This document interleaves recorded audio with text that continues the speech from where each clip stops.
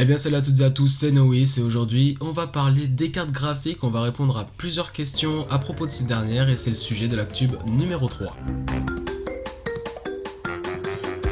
Vous le savez, ça fait quelques temps que les cartes graphiques sont assez difficiles d'accès, on va dire. On n'en trouve nulle part, quand on en trouve les prix sont beaucoup trop élevés, bref c'est assez la galère et je vais essayer de répondre à la question du pourquoi du comment tout simplement en vous disant pourquoi est-ce que les prix sont aussi élevés, pourquoi est-ce qu'on n'en trouve plus. Il y a une raison évidente à la question pourquoi est-ce que les prix sont aussi élevés, faut pas chercher plus loin que le bout de son nez. Comme pour n'importe quel marché, comme pour n'importe quelle entreprise, plus la demande va être forte, haute, plus les prix vont s'envoler. C'est comme ça pour n'importe quel secteur, n'importe quelle entreprise, c'est comme ça que marche l'industrie. C'est une des raisons pour lesquelles une carte graphique qui va valoir au prix du marché réel 600€ va se faire acheter très rapidement dès qu'elle va être en stock, même à un prix de 1200€ par exemple, mais vraiment en quelques secondes puisque il y a beaucoup de demandes sur ces cartes graphiques et donc beaucoup de gens sont prêts à les acheter quitte à y mettre le prix, même des fois le double. Les entreprises vont pas évidemment se passer de ça, à partir du moment où ils voient que les prix explosent et que les gens achètent, ils vont continuer, ça se vérifie très facilement avec la bourse. Si on regarde la bourse d'AMD par exemple, on peut remarquer que voilà, durant l'année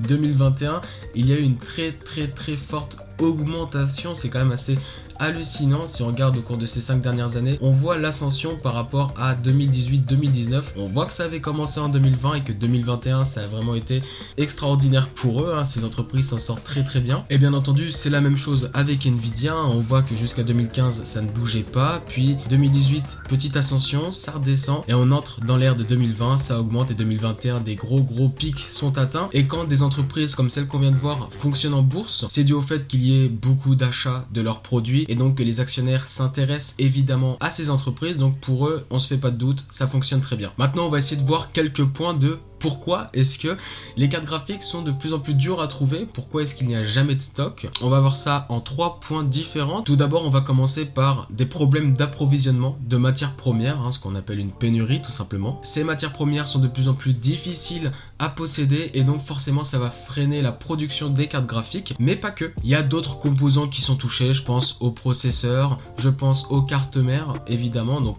s'il n'y a pas que les GPU concernés, il y a aussi d'autres hardware. Ce sont des matières premières qui sont utiles pour les composants électroniques, donc très important, et ça touche pas que le secteur de la high-tech de l'hardware, ça touche également l'automobile.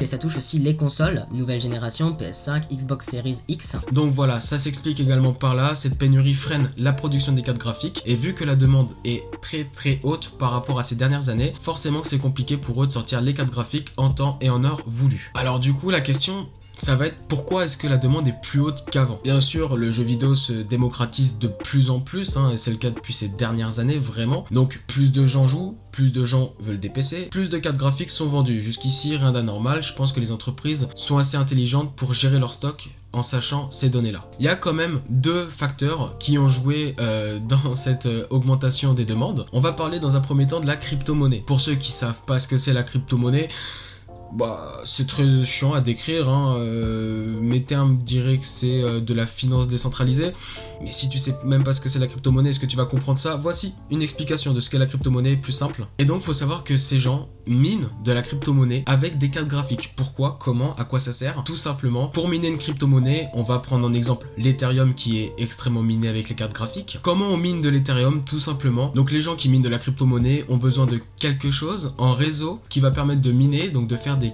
calculs pour miner leur crypto-monnaie, et en échange de cette puissance de calcul fournie, ils vont recevoir de l'argent, dans notre exemple de l'Ethereum, et pour faire ces calculs, ils ont besoin de quelque chose de très puissant, rien de mieux que les dernières cartes graphiques sorties pour faire ces puissances de calcul, et donc vous avez quelques exemples à l'écran de ces mineurs qui minent tout simplement grâce à leur carte graphique de la crypto-monnaie. On voit qu'ils ont généralement plusieurs cartes graphiques, c'est ce qu'on va appeler des rigs, des assemblages de cartes graphiques tout simplement pour miner leur crypto-monnaie. Je pense d'ailleurs notamment que cette hausse est due à l'ascension du Bitcoin il y a quelques années où les gens se sont plus intéressés, et c'est là que ça a commencé avec les rigs, avec les cartes graphiques pour utiliser, pour miner de l'Ethereum et d'autres crypto-monnaies bien entendu. plus le temps passe, plus il y a d'utilisateurs, ils arrivent à être rentables avec leur carte graphique, malgré le prix de ces dernières, donc ils continuent comme ça, et nous, on est entre guillemets baisés, parce que bah forcément, il y a moins de cartes graphiques disponibles, mais le Covid y est aussi pour quelque chose. Forcément, avec le Covid, le monde entier a été arrêté, ne serait-ce l'histoire de quelques semaines, et donc cet arrêt complet du travail, de l'école, pour tout le monde au final, a fait que voilà, plus de gens étaient chez eux, bah en fait tout le monde était chez soi, hein, on s'en rappelle, pas très bon moment, bon moi en vrai ça va,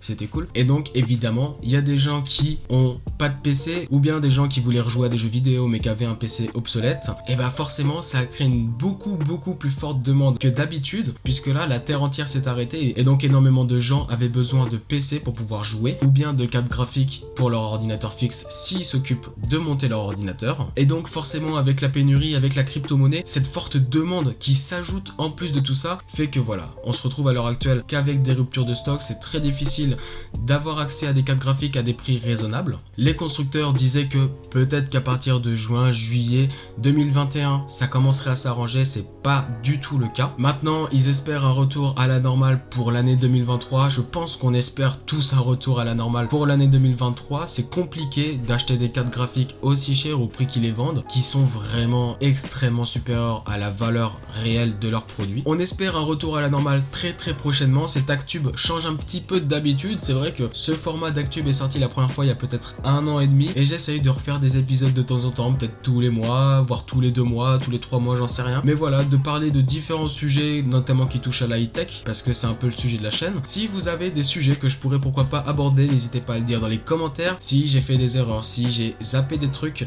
ce qui est fortement probable, n'hésitez pas à me le dire non plus dans les commentaires, ce sera avec plaisir que je vous mettrai en commentaire épinglé. N'hésitez pas à vous abonner et à liker cette vidéo si elle vous a plu, si elle vous a informé de pourquoi est-ce qu'il n'y a plus de carte graphique. C'était Simon et moi je vous dis à la prochaine, ciao. Et donc forcément cette forte demande, vu que